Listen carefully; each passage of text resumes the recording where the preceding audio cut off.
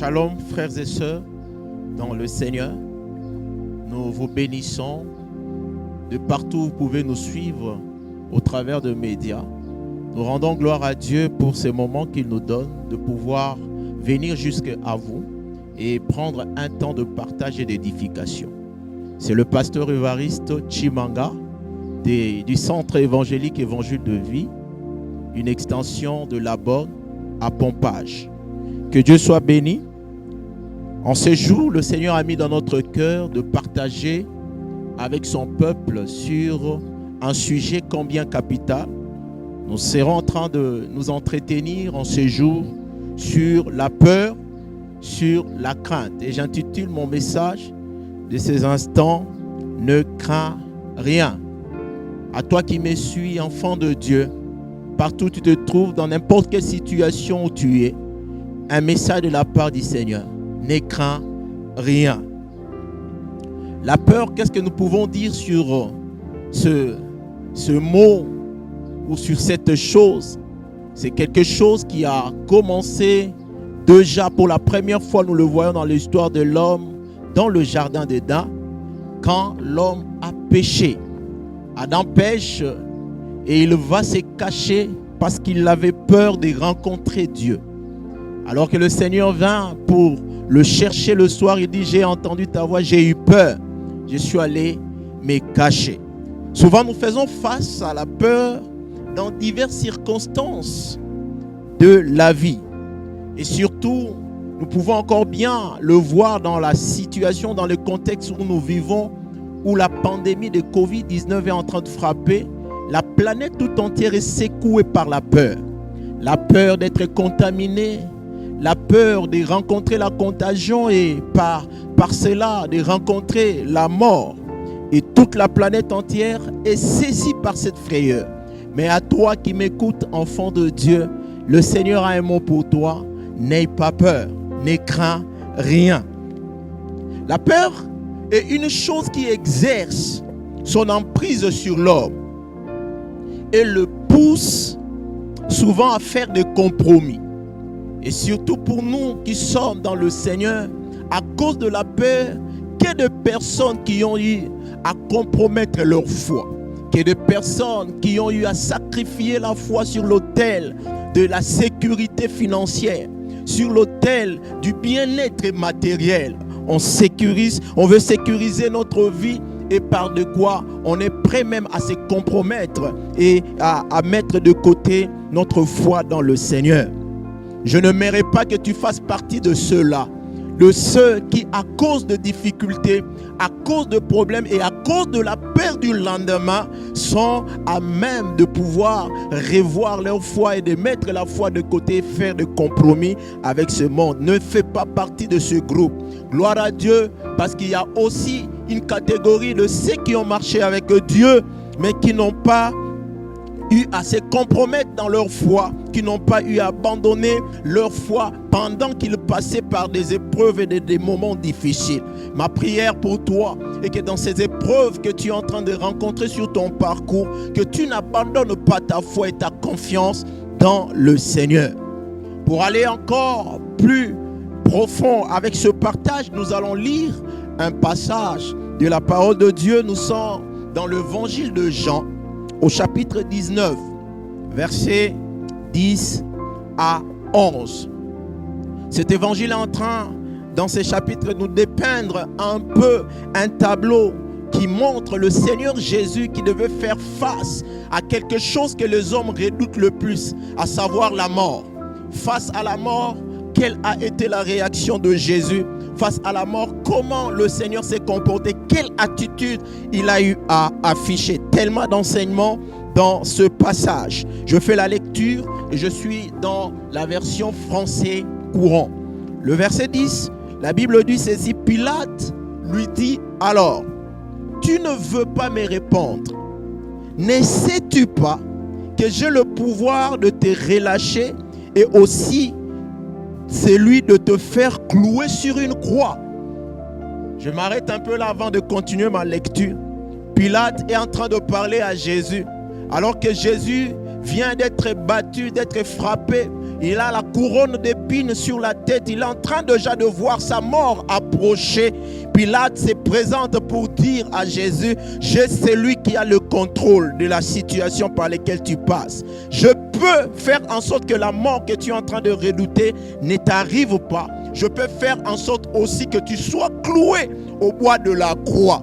Pilate est en train de faire dire à Jésus que je suis la providence pour toi en ces moments. Je suis la porte par laquelle tu peux sortir de ces moments difficiles. Mais j'aime la réplique du Seigneur. Jésus lui répondit, tu n'as aucun pouvoir sur moi, à part celui que Dieu t'a accordé. Tu n'as aucun pouvoir sur moi, à part celui que Dieu t'a accordé. C'est pourquoi l'homme qui m'a livré à toi est plus coupable que toi. J'aime bien le verset 11. C'est le Seigneur qui est en train de répliquer. Toi et moi, dans ces contextes difficiles où nous pouvons passer par des moments difficiles, quand une opportunité pareille se présente, nous la saisissons. Nous disons que c'est peut-être le chemin par lequel je dois sortir par cette épreuve. Mais le Seigneur est en train de nous montrer autre chose. Il est en train de nous montrer par son attitude qu'il n'a pas peur de la mort, qui n'a pas peur des événements difficiles qui sont en train de se projeter devant lui. Il n'a aucunement peur de ces choses qui sont en train d'assaillir sa vie. Et Pilate qui pouvait venir pour lui dire que non, je peux te secourir, je peux te sortir de cette situation. Il dit que tu n'as aucun pouvoir. Pilate dit que j'ai le pouvoir de te libérer, j'ai le pouvoir aussi de te sacrifier. Mais lui dit, tu n'as aucun pouvoir à part celui que le ciel t'a accordé. Bien-aimé dans le Seigneur, avant d'aller plus loin, j'aimerais que nous puissions avoir en tant qu'enfants de Dieu l'attitude qu'avait le Maître. L'attitude qu'avait le Maître est une attitude positive.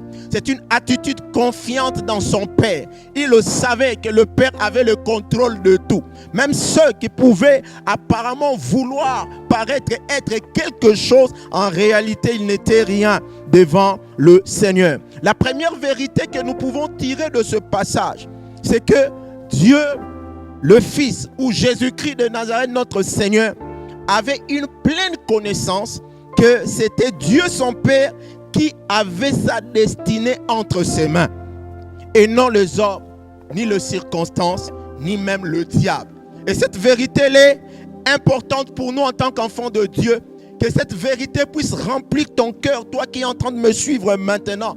Que sache que peu importe ce que tu es en train de vivre, peu importe ce que tu peux rencontrer, ce que ta destinée à toi est entre les mains du Seigneur.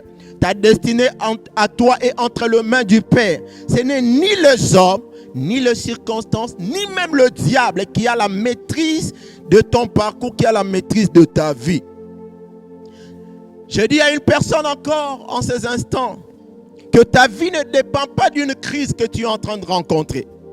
Ta vie ne dépend pas non plus de l'état que l'économie nationale ou mondiale est en train de prendre maintenant.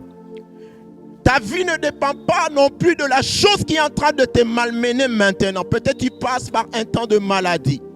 Peut-être tu es en train de passer par un temps où tu es en train de souffrir d'une maladie chronique. Tu es en train de passer par un moment d'impossibilité, de difficultés atroces. J'aimerais te dire que même ces choses qui sont en train de te malmener n'ont pas un pouvoir sur toi. N'ont pas la dernière décision, n'ont pas le contrôle de ta destinée. Rien de ces choses ne peut avoir le contrôle de ta destinée, à moins que le ciel ne puisse le lui accorder. Jésus pouvait dire en d'autres termes à Pilate, Pilate, tu ne me connais pas. Ce que tu es en train de dire, c'est parce que tu penses que la chose est ainsi. Mais tu ne connais pas qui je suis. Tu ne connais pas non plus mon parcours, ni ma mission sur la terre. Tu ne fais qu'intervenir dans un épisode de ma vie. J'aimerais te dire que le problème que tu es en train de rencontrer ne fait que venir comme un intervenant sur ton parcours. Dieu est plus grand. Dieu a le contrôle de toutes choses et Dieu a déjà tracé un parcours pour toi. C'est pourquoi ce que tu rencontres sur le parcours ne doit pas te mettre dans la crainte. Tu n'as pas raison d'avoir peur de toutes ces choses. Tu n'as pas raison de pouvoir trembler devant toutes ces choses, même s'ils peuvent inspirer la peur à tout le monde. Mais toi qui es en relation avec Jésus, tu n'as pas le droit d'avoir peur, parce que celui qui te tient est plus grand que ce que tu es en train de rencontrer. Pilate, tu ne me connais pas. Pilate, tu n'as aucun pouvoir sur moi. Tu n'es qu'un intervenant dans un épisode de mon parcours. La deuxième vérité que nous pouvons tirer de ce passage, c'est qu'il peut aussi t'arriver que toutes ces choses que nous redoutons puissent recevoir réellement un mandat de la part de Dieu de pouvoir nous retirer de la course de la vie. Il peut arriver que ce que nous sommes en train de rencontrer comme obstacle puisse réellement stopper notre parcours. Parce que ces choses peuvent recevoir le mandat de Dieu d'arrêter ta course. Mais peu importe, ne crains rien. N'aie peur de rien. Parce que nous voyons dans la Bible la parole de Dieu, des grands hommes que Dieu a utilisés, qui ont eu à finir leur parcours sur le soleil d'une manière peut-être peu habituelle. On parle d'Élisée qui mourit d'une maladie. Un homme plein d'onction, mais qui est mort, frappé par une maladie, et puis il est parti, il a quitté la scène de la vie. Étienne fut lapidé, un homme plein d'esprit. Alléluia. Alors qu'il pouvait mourir, il voit le ciel ouvert, il est en train de prophétiser, de déclarer des choses. Mais quand même, il est mort sous le coup de pierre. Il est parti. Jean-Baptiste a été décapité et il a quitté la scène de la vie par les mains des hommes. Oui, à un certain moment de la vie, Dieu peut aussi permettre que ces circonstances, que ces hommes que nous pouvons redouter puissent avoir apparemment un dessus sur nos vies. Mais le plus important est que tu puisses savoir que la personne ou la circonstance que tu crois décider de la fin de ta fin, de la fin de ton parcours, en réalité est en train de se tromper. Cette personne qui se lève devant toi pour te dire que c'est moi qui arrête ton parcours, il est en train de se tromper. Parce que le pouvoir qu'il est en train de recevoir lui est accordé par le Seigneur. Si Dieu ne donne pas l'autorisation, si Dieu ne fait pas un signal, si Dieu ne donne pas le feu vert, peu importe capacité de pouvoir stopper ton parcours. En ce jour, j'aimerais simplement réconforter quelqu'un qui est en relation avec le Seigneur. Que tu n'as pas à avoir peur. Tu n'as pas à avoir peur, même de la chose qui est en train de te faire redouter. N'aie pas peur, car ton maître a le contrôle sur toutes choses. Le Seigneur a le contrôle même de la chose que tu es en train d'avoir peur. Cette vérité ou ces vérités que nous venons de partager au travers de l'attitude et de la réaction de Jésus face à la mort doit changer notre conception sur tous ces éléments extérieurs que nous rencontrons sur notre parcours. Nous doit changer notre conception sur leur capacité de nuisance réelle. Ces choses peuvent nous nuire, mais elles ont une limite que Dieu est en train de leur fixer. Ces choses peuvent avoir une incidence sur notre vie, mais dans la mesure que le Seigneur est en train de leur accorder cette possibilité ou ce pouvoir. C'est-à-dire, ni les hommes, ni les circonstances, ni le diable même ne peut décider de la fin de ton parcours. Même quand tu passes par un temps difficile, même quand le diable devient 1000 fois diable, il ne peut pas arrêter ta vie aussi longtemps que Dieu n'a pas donné l'ordre. C'est que quand tu es avec le Seigneur, cette vérité doit te mettre dans une assurance particulière.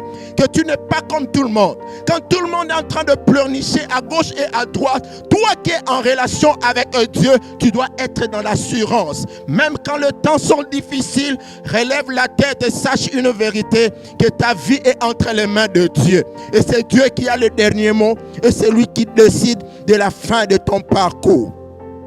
Une chose importante que je partage avant de finir mon petit partage, mon moment d'édification avec vous, bien-aimés, c'est que avant que Jésus n'arrive à cette étape, avant qu'il ne puisse affronter le parcours de la mort, c'est qu'il y a eu un événement qui est venu avant. Et c'est de cet événement que nous pouvons encore tirer la force que le maître avait. La force qui lui a permis d'avoir cette perception de la vérité et d'être serein face à l'épreuve. D'où lui venait cela? La force que Jésus avait venait simplement de moments d'intimité qu'il avait eu auparavant avec le Père. J'aimerais dire à quelqu'un, enfant de Dieu, disciple de Jésus, les épreuves, nous allons les rencontrer. Mais la chose la plus importante, c'est que nous puissions avoir la force de les affronter et d'en sortir vainqueurs. La force d'affronter les épreuves et d'être déclaré victorieux. Cette force, nous la tirons de moments passés seul à seul avec Dieu. De moments que nous passons dans la prière. Ce sont des moments qui sont très importants et qui vont déterminer notre attitude face à l'épreuve et face à des obstacles que nous rencontrons sur notre parcours. Avant qu'il ne soit arrêté pour être crucifié, Jésus a passé du temps dans la prière. Il a cherché la face de Dieu et il a été fortifié pendant ces moments de seul à seul avec son Père. J'aimerais dire à une personne que le moment que tu passes de communion avec le Père, ce sont des moments qui viennent augmenter l'assurance dans ton cœur. Ce sont des moments qui viennent te communiquer le courage d'affronter l'épreuve et d'être vainqueur. Ce sont des moments qui viennent augmenter de l'assurance en toi par rapport à ton avenir. Peu importe. Le Seigneur peut décider de te reprendre. C'est que parce que tu as passé du temps dans la présence de Dieu, même cette épreuve-là, qui a eu le mandat de venir te retirer sous la course, sous le soleil, cette épreuve-là ne peut pas mettre ton cœur dans la terreur. Cette épreuve-là ne peut pas te communiquer même la peur parce que tu seras serein. Dieu aura travaillé déjà ton cœur. C'est pourquoi Jésus pouvait dire à ses disciples, priez afin que vous ne puissiez pas tomber dans la tentation. Et c'est ce message qui vient encore vers toi aujourd'hui. Prie afin que tu ne puisses pas tomber dans la tentation. Prie afin d'être victorieux dans tout ce que tu auras à rencontrer sur ton parcours. Que le Seigneur bénisse sa parole et qu'il bénisse tout un chacun de nous qui avons eu à écouter ce message. Inclinons nos têtes dans la prière et disons quelque chose au Seigneur. En ouvrant nos cœurs, nous remercions le Seigneur pour cette grâce. Nous remercions le Seigneur pour cette identité nouvelle qu'il nous a donnée, cette relation et cette communion dont nous avons le bénéfice dans la personne de Christ Jésus. Nous pouvons venir auprès du trône de la grâce avec confiance et dire merci à Dieu pour tout ce qu'il a accompli dans nos vies. Prions le Seigneur ensemble où tu peux me suivre. J'aimerais que tu pries et que tu dises au Seigneur merci. Du fait que tu lui appartiens, du fait que tu as une relation avec lui, du fait que tu entres en communion avec lui et qu'il te donne la capacité de surmonter toutes les épreuves. Père, nous te bénissons, nous te rendons grâce. Nous te célébrons pour tout ce que tu es et pour tout ce que tu fais dans nos vies. Merci pour la force que tu es en train de communiquer à quelqu'un maintenant. Alors qu'il vient te chercher, alors qu'il entre dans le secret de ta présence, tu es en train de faire fuir la peur, tu es en train de chasser la crainte de son cœur et tu es en train de mettre de l'assurance. Ce qu'il est en train de redouter, il ne va plus le redouter parce qu'il a compris qu'il y a un Dieu qui a le contrôle sur toutes choses. Parce qu'il a compris que son Dieu et son Père a la maîtrise même des événements qui sont en train de lui échapper. Seigneur, sois béni. Sois exalté à jamais.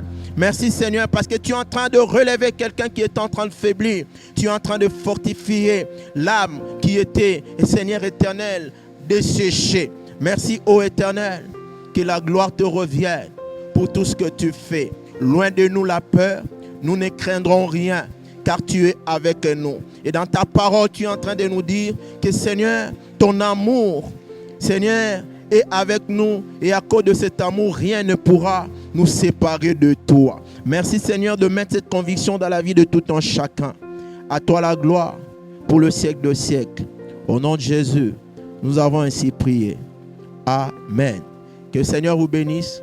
À la prochaine. Chers frères et sœurs, nous vous encourageons de partout où vous pouvez être à vous abonner à notre chaîne YouTube Planète de la Foi. Il y a aussi les comptes Instagram et le compte Facebook. Vous pouvez vous y abonner et vous serez bénis par toutes sortes d'interventions et je crois que le Seigneur aura toujours quelque chose à vous communiquer au travers de ce média. Soyez bénis.